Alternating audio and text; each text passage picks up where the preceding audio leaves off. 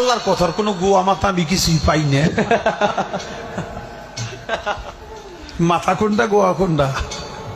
তোমার মতো আরো 10টা 20টা আল্লাহ 2-400 আল্লাহ যদি আরো বানাই দিতে তাহলে তোমার আরো দাম বাড়তো। মানুষে নামাজ পড়বো আমি আগুন, যে যা কয় পড়বে কোনো আপত্তি নাই, আমার মন চাইছে ফাল পারুন। মানুষে নামাজ পড়বো আমি আগুন। সূরা নাসের মধ্যে এত নাচ কেন? আরে নাচতে কইছে এই জন্যই তো এত নাচ। কুল আউযু বিরাব্বিন নাস, মালিকিনুন নাস, ইলাহিনুন নাস, হ্যাঁ, মিন শাররিল ওয়াসওয়াসিল খান্নাস, আল্লাযী ফি সুদুরিন নাস, মিনাল জিন্নাতি ওয়ান নাস, ফি সুদুরিন নাস কইছে। আল্লাহকে যারা অপমাননা করবে, রসুলকে যারা নিয়ে অপমাননা করবে, মুসলমান যদি অন্তরে নবীর প্রতি বিন্দু মাত্র ভালোবাসা থাকে, যদি আপনি আওয়ামী লীগ হন, বিএনপি হন, জাতীয় পার্টি হন, খেলাফত মজলিস হন, আপনি চরমনায় হন, আপনি যেই দলের হোক না কেন, সর্বপ্রথম আপনার একটা পরিচয়, আপনি মুসলমান। কথা বলেন, কথা ঠিক কিনা? মানিকগঞ্জের মুসলমান কথা বলতে হবে। যেই নাস্তিক আল্লাহকে নিয়ে কথা কটূক্তি করবে, যেই নাস্তিক আল্লাহকে নিয়ে বিরোধিতা করবে, এই নাস্তিকে বাংলার জমিনে থাকার কোনো অধিকার রাখে না। রাখে, বলুন কথা ঠিক কিনা? আপনাদের মানিকগঞ্জের একটা কুলাঙ্গার আবুল সরকার আল্লাহকে নিয়ে কটূক্তি করছে। কথা বলেন।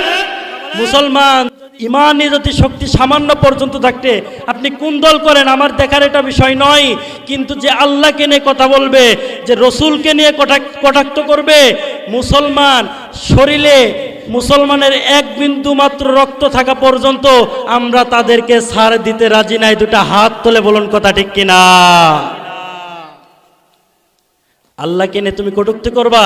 এই বাংলার জমিনে যে সমস্ত কুলাঙ্গার, যে সমস্ত নাস্তিক আল্লাহকে নিয়ে কটূক্তি করে, রসুলকে নিয়ে কটূক্তি করে, যদি একটা এই কুলাঙ্গার এই একটা নাস্তিককে বাইতুল মুকাররম মসজিদের সামনে ঝুলানো হতো, তাহলে পরবর্তীতে কোনো কাফের বেঈমান মুশরিকরা আল্লাহকে, রসুলকে নিয়ে, এই কোরআনকে নিয়ে আর কটূক্তি করার সাহস পেত না। কথা বলেন, কথা ঠিক কিনা?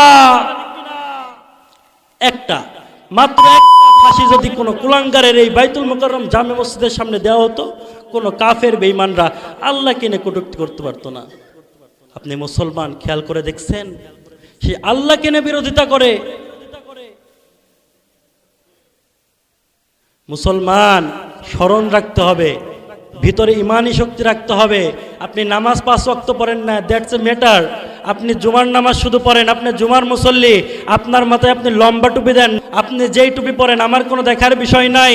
আপনি যদি নামে থাকেন মুসলমান, আপনার ইমানই দেখতে হলো আল্লাহকে নিয়ে, আল্লাহর রসুলকে নিয়ে যারা কটূক্তি করবে তার বিরোধিতা আপনাকে করতে হবে, তার বিপক্ষে আপনাকে দাঁড়াইতেই হবে, কারণ আপনি মুসলমান। কথা বলেন, কথা ঠিক কিনা?